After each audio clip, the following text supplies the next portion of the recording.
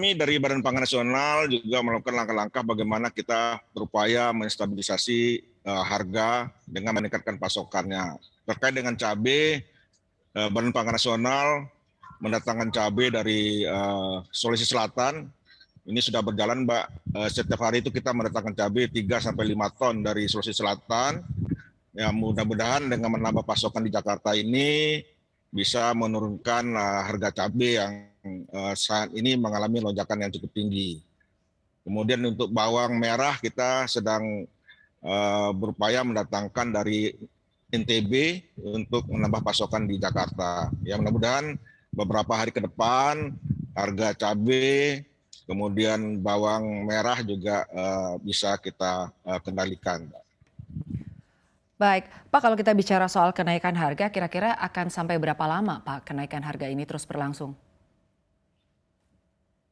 Ya, kenaikan harga pangan ini juga dipacu juga oleh kenaikan input produksi juga, Mbak. Jadi kita juga konsumen pun harus bisa juga memahami kondisi yang ada, karena kita juga harus menjaga para petani, peternak tetap berproduksi, Mbak. Jadi dengan kenaikan input produksi, ya tentu ini juga berdampak dengan kenaikan juga harga jual hasil panennya, sehingga konsumen juga harus menyikapi itu dengan lebih melihat juga sisi petani dan peternaknya, Mbak. Ya.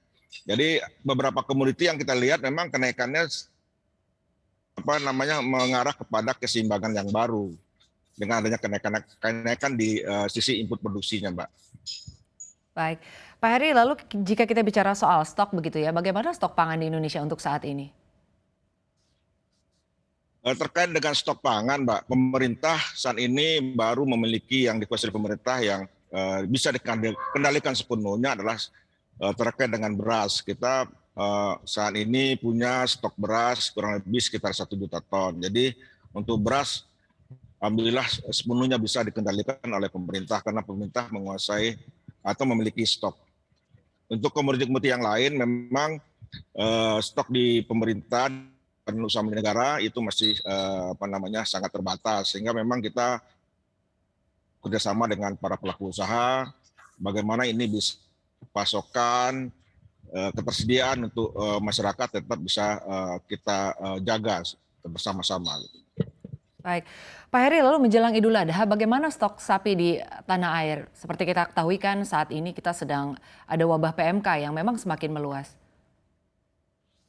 Ya, wabah PMK ini memang cukup merisaukan bagi kita, baik peternak maupun masyarakat, ya, Mbak. Tetapi kalau kita lihat data-data yang ada, memang ada terjadi pengurangan atau kematian sapi, tetapi kalau kita lihat dengan jumlah populasi yang ada, masih angkanya tingkat kematiannya masih di bawah 1%, Mbak.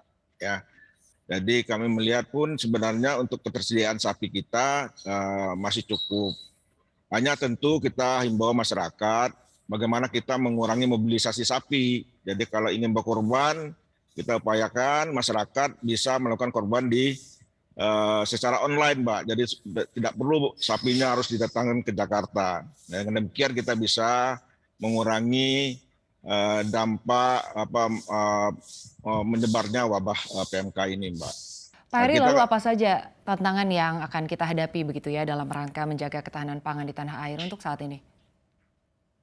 tentu yang pertama kita harus memperkuat Mbak, itu potensi domestik kita. Artinya kita harus memaksimalkan komoditas pangan yang bisa diproduksi dalam negeri, harus kita maksimalkan produksinya, kemudian kita memperkuat stoknya, ya cadangannya, kemudian tentu yang memang yang belum bisa kita maksimalkan, masih kurang, itu saja yang perlu kita datangkan melalui importasi.